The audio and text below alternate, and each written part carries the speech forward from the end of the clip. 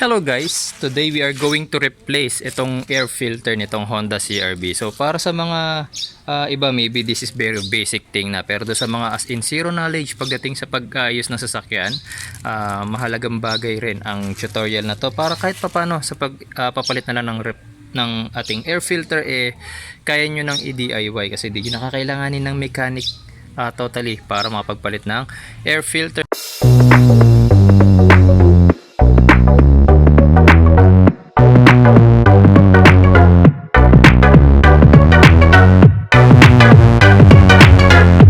So ang air filter nitong Honda CR-V is of course located dito sa ating air filter housing. So kailangan lang nating tanggalin yung kanyang cover. So meron niyang 1, 2, 3, 4 and 5 na screw. So gagamit lang tayo ng Phillips screwdriver dyan. Tapos tatanggalin din natin tong clamp na to na nag-hold sa ating air filter housing connecting dito sa ating hose. Tapos itong hose din na to, kailangan din nating tanggalin yan. Breather yan ng ating makina, connected din yan dito sa ating air filter housing.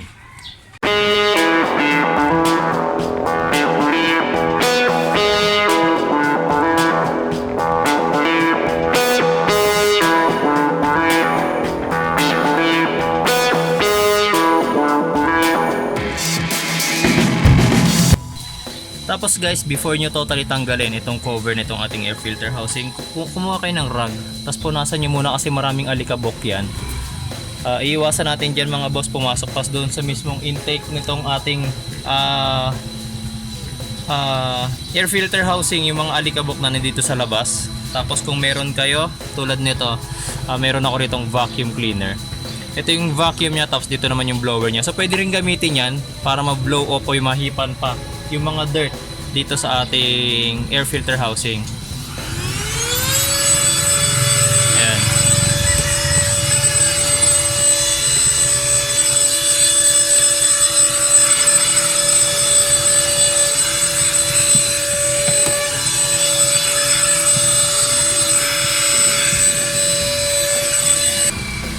Ayan. So kapag natanggalan natin yung dirt guys, kung wala kayong vacuum cleaner or air compressor, okay lang. Basta mas maganda mapunasan nyo muna before nyo tanggalin yung mismong cover ng ating air filter housing. Tapos itong hose na to, medyo hugutin na natin yan. Yan. Tapos iaangat na natin yung ating air filter housing. Yan. Yan. So makikita nyo napakadumi dito sa ating internal nitong ating air filter housing. Ngayon makikita nyo may mga dirt. So maganda mga boss, linisan din natin to before natin ikabit. Tapos ito yung air filter na kailangan nating palitan. Nakita nyo sobrang itim na nya.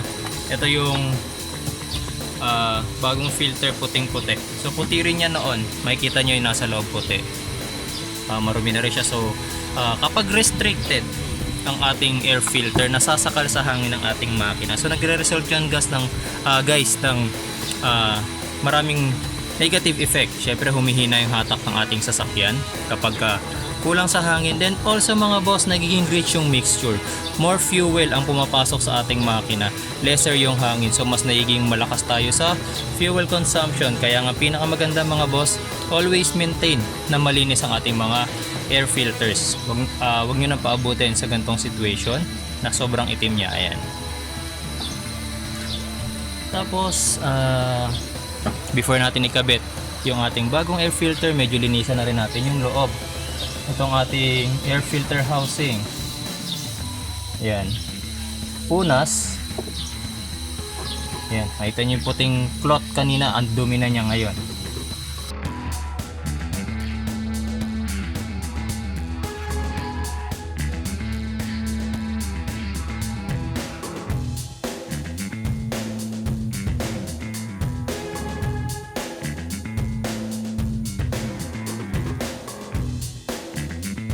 Kung meron kayo guys na tulad yan, yung air compressor nga, bugahan nyo para tumalsik yung mga dirt, pero iwasan nyo na pumasok dito kasi itong hose na to, papunta na to sa loob ng ating makina, sa intake manifold. So yung dirt ang iniiwasan nga nating makapasok sa loob ng makina natin. Kaya kung magbubuga kayo ng air compressor dito sa ating air filter housing, maganda takpan nyo to, or Gamit din itong aking portable vacuum cleaner. Ayan, tapos meron ako ritong extended adapter para do sa mga hard to reach areas niya. Ito na lang gagamitin ko kasi medyo mabigat yung aking air compressor, hindi ko na mailabas. Tapos kung gusto niyo rin pala na bumili nitong katulad nitong vacuum cleaner ko, ilalagay ko yung product link nito doon sa description box tsaka doon sa pin comment. Click nyo na lang po yung link na yon.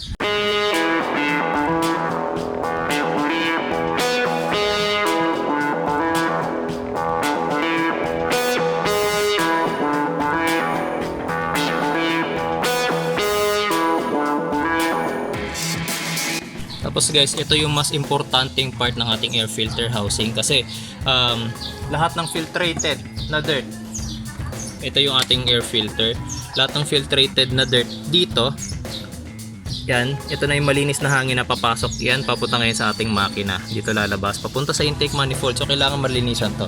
Yan, makikita nyo meron na rin siya mga dirt, so hindi na effective yung filter kanina, yung napakaraming filter, so kailangan din malinisan yan. Gamit kayo ng rag para luminis siya. Yan. Kung kaya nyo palusutin yung rag dito, tapos lalabas dito sa kabila. Ayan. Ayan. Tapos linisin nyo lahat ng part ng air filter housing. Kung hindi kayo nagmamadali, pwede nyo hugasan to. Plastic part naman to. Pwede nyo na yung hugasan. Tapos hintayin nyo lang matuyo. Huwag nyo ikakabit ng basa itong air filter housing na to.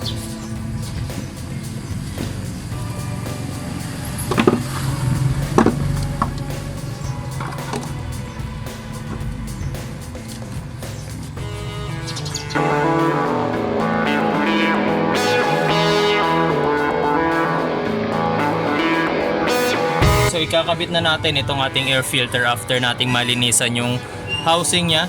So itong air filter na to, nabili ko to sa Banawe. Ayan, ipapakita ko rin yung resibo kung magkano yung bili ko, tsaka kung saang shop ko siya nabili. So kung mahirapan kayo humanap nito, punta lang kayo ng Banawe tapos bilhin nyo to. Yung pagkakabit nito, simple lang, wala naman niyang position na tamang paglalagay, kahit baliktad, either way, this side yung baba or this side yung baba, walang problema yon. Yan, ipapasok nyo lang yan ng ganyan hanggang sa lumapat siya dun sa pinaka base. Tapos itong ating air filter housing, ikakabit na natin to. So medyo mahirap guys kasi kailangan sabay-sabay nating magawa na habang ibinababa yung air filter housing, naipapasok naman natin tong hose na to.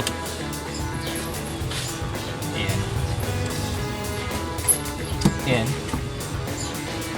Tapos yung hose naman na to sa breather, kakabit din natin. Ayan. Mararamdaman nyo, lalapat na yan. Tapos ikakabit na natin ulit ngayon yung mga screw na tinanggal natin kanina, yung 5 pirasong screw.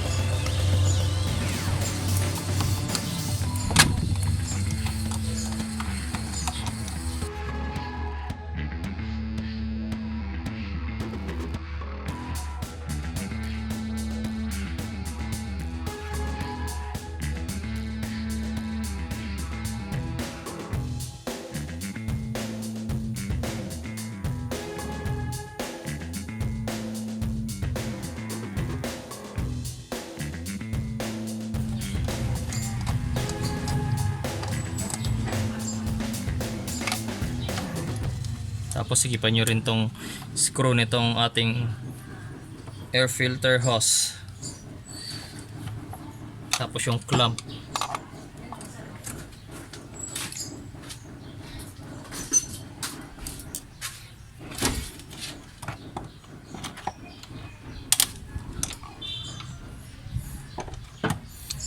Ayan mga boss. So nakita ninyo kung gaano kasimple at gaano kadali ang pagpapalit ng air filter ng ating mga sasakyan, di ba? So hindi niyo nakakailanganin guys ng mekaniko diyan.